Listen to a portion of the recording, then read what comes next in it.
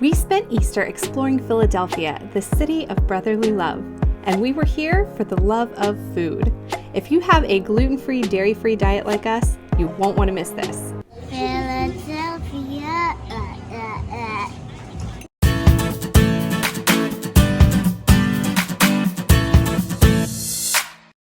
We arrived Easter morning and went straight to South Philly to fill our Easter baskets with donuts.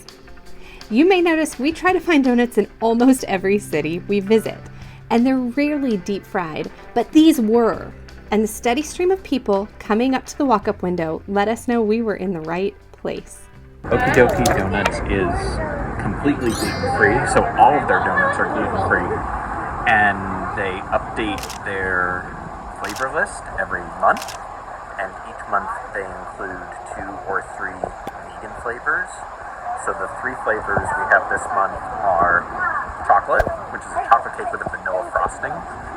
We have a banana pancakes, which is banana flavor with like a whipped cream and some crumble on top, and then a strawberry lavender, which is a cake donut with a strawberry lavender glaze.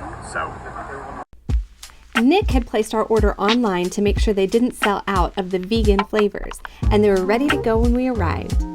But my mom ordered a few non-vegan flavors, and she only had to wait around 5 minutes. And when she got hers, they were still warm.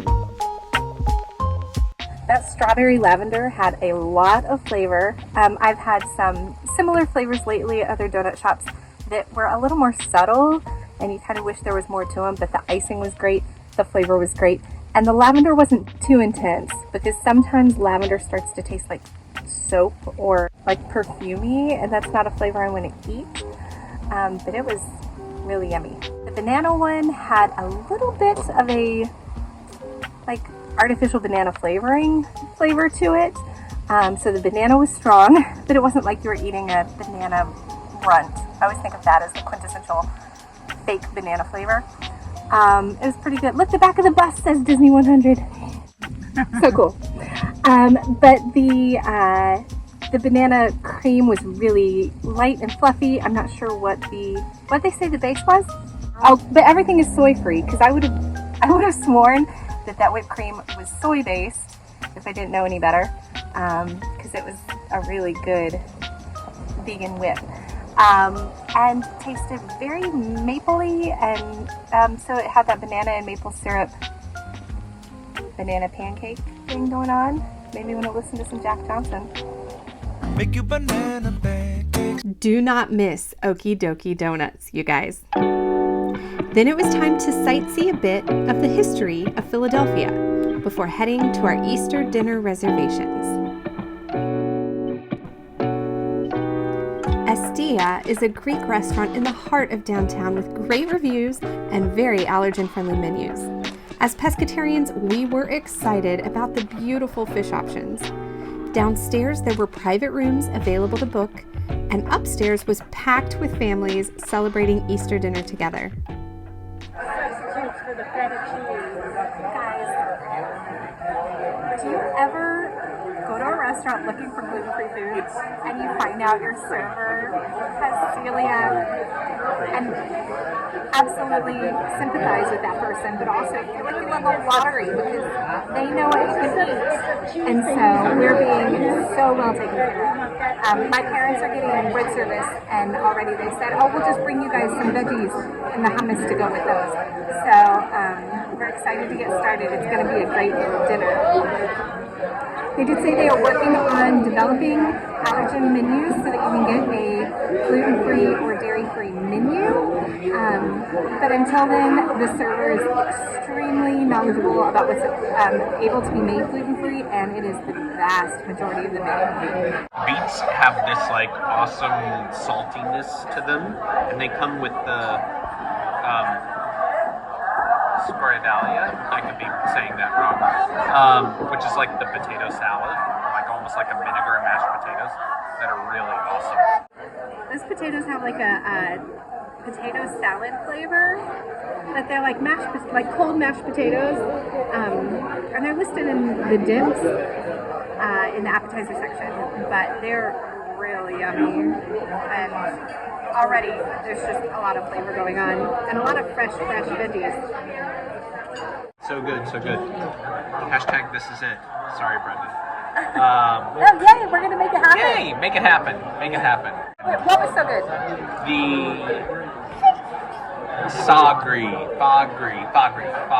Snapper. It's exceptional. The rice is really dill forward, and I like lemon dill rice, but this is like almost a little too much dill. But the potatoes are so roasty and buttery that they almost have more flavor to them than potatoes really usually do. They were roasted so much they sweetened up the way carrots do when you roast them. And there was fennel in the roasted veggies, and I love a well-roasted fresh fennel. I don't like fennel seeds, oddly enough, because I don't like licoricey flavors, but I love roasted fennel, and it's really lovely. But the fish, holy moly. First off, the fact that this sauce is not butter. It looks like butter, it tastes like butter. It is a garlic-infused olive oil that is just so good. It's like creamy. And the fish is perfect. As long as I avoid the bones, there are a few little bones. Nora let us know that she enjoyed her dinner.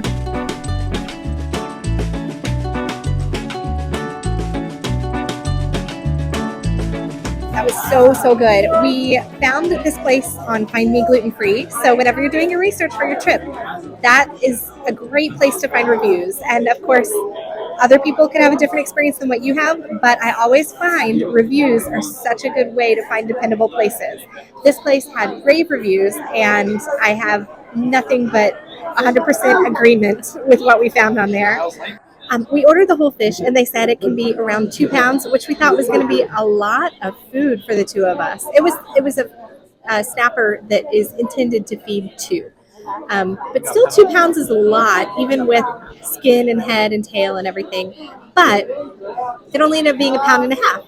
And so that works really well. It was such a perfect amount of fish. We are not hungry or overly full. We're like perfectly right in the middle. And in the end, I actually started digging into the head of the fish to see, like, was there a little extra meat in the jowls and stuff, which normally is a little too much for me. But it was so fantastic that I got curious. That's what foodies do. They're not afraid to be a little weird with their food. It was great. And I just want to give a big thank you to our server, Javier. He was amazing. Like, amazing. Explained every ingredient and the things that I was nervous about that I thought maybe might have hidden dairy in it. He was so understanding and patient and has celiac, so he understood exactly where we were coming from and was really knowledgeable about what were the safe gluten-free items on the menu. The table next to us brought their own matzah. I was kind of jealous. I wish I'd had some matzah with my dinner. Don't be afraid to bring what you need. It's okay. If you have a dietary restriction for medical reasons or for religious reasons or for just whatever your dietary restrictions are, bring what you need. It's fine. Estia was the perfect choice for our family holiday dinner, and we wrapped up our first day in Philly happily full. Vernick coffee. The next day we had big plans to see the Disney 100 exhibit at the Franklin Institute. But if you've been following this channel for more than a second, you'll know we need our coffee first. And Nick will make it a priority to find an excellent cup of coffee in any city we visit. We went to the Comcast building at 1800 Arch Street and took the escalators up to Vernick Coffee. You could tell that both the employees who worked in the building and locals who just needed their caffeine for the day knew that this was the spot. They had some great gluten-free cookies and chia pudding, as well as a fruit cup. Don't be afraid to go in the building. Vernick Coffee is totally open to the public. I just want to mention the amazing options at both museums we visited. We didn't expect them to have any gluten-free and dairy-free options, and we were blown away. At the Cross Keys Cafe at the Museum of the American Revolution, they had a full coffee and tea bar, but also some of our favorite natural snacks to tide us over until our big dinner.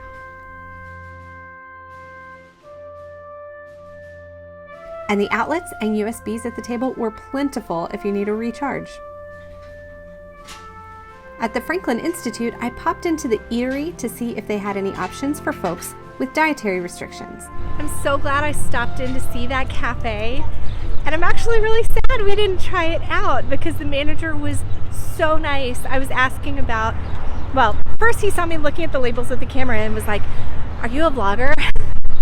And so he wanted to answer all my questions, and I was surprised the signage up overhead on the menu board had a couple mentions of things being vegan and gluten-free, but then once I started looking at the packaging on the pre-packaged items, some of them had a lot more details on the label, and so they said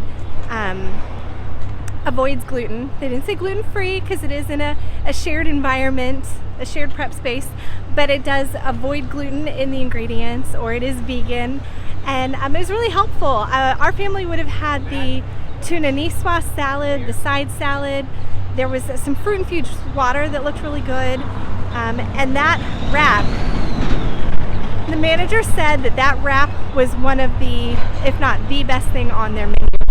But we didn't actually get to try any of these options because we had to get to lunch. PS & Co. is a fully gluten-free and plant-based establishment with a menu that is as delicious as it is wholesome. We were thrilled with all these desserts.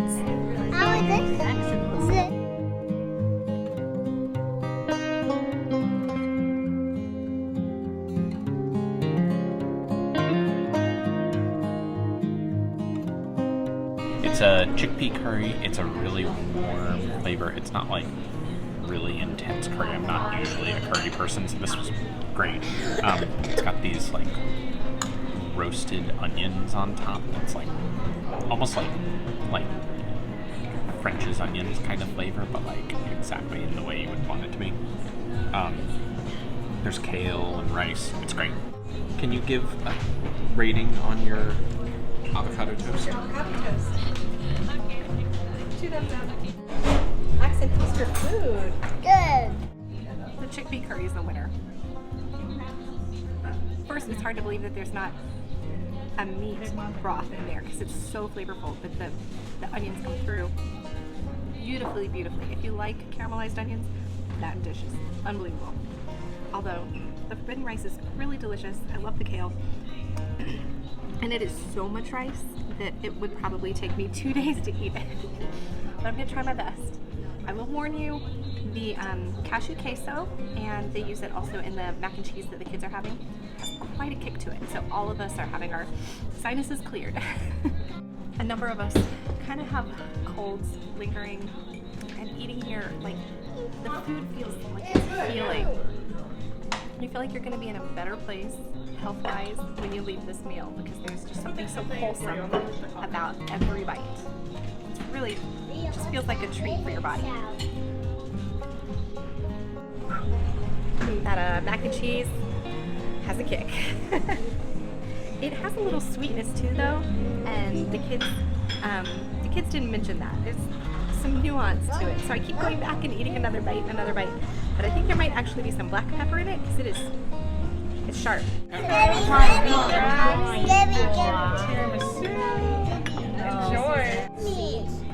Here's pepper some sesame seeds. The tiramisu is really good. You're not going to get like a traditional tiramisu. It's not like a super soft custard, but it's this nice, solid kind of coconut mousse that still has those subtle chocolate and coffee flavors you're looking for. It's not ladyfingers worked in. It's this base layer of like almost a brownie crumb. And the chocolate cake is actually quite different than the tiramisu, even though it looks like some of the same layers. That chocolate icing is more like a buttercream, and so it has like a buttery, almost carameliness in the chocolate. It's really nice. That's like a proper chocolate frosting in there, and the layers have huge layers of icing. The kids enjoyed their lunch, but they were most excited about all the dessert options. We even got an assortment to take home with us. PS & Co. also offers an assortment of locally made and naturally sourced gifts that round out the aesthetic super sweetly. And our last stop, that honestly should have been our first stop, Reading Terminal Market. This is a common destination for Philadelphia tourists, but amongst the bakeries and butchers were some incredible gluten-free finds, like Sparrow. You don't want cotton candy, right? I just want a little bit. This little shop had prepackaged treats, including a Philadelphia favorite, gluten-free soft pretzels, and they'd heat them up for you if you wanted. They also had dye-free cotton candy. My kids hadn't had that in ages.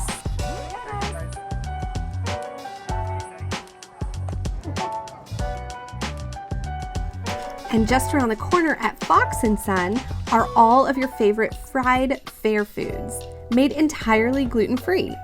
They have corn dogs, funnel cake, fried cheese curds, and poutine. And there were vegan options for many of the menu items. We got a freshly dipped vegan corn dog made with Beyond sausage. But after the huge lunch we'd had, we just couldn't eat them. So we took them home and they reheated really well the next day in the air fryer. We ran out of steam and it was time to head home, but we saw more items labeled with gluten-free and vegan signage. If you took your time here, I'm sure Reading Terminal Market would have scores of options for those with special diets. Although the naan and the samosas are not gluten-free. Between soaking in the city and diving into history, every single meal in Philly was a slam dunk. So high five to Nick for doing such amazing trip planning.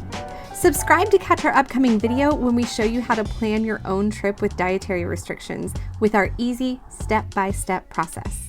Thank you so much for watching, and we'll see you then, travelers.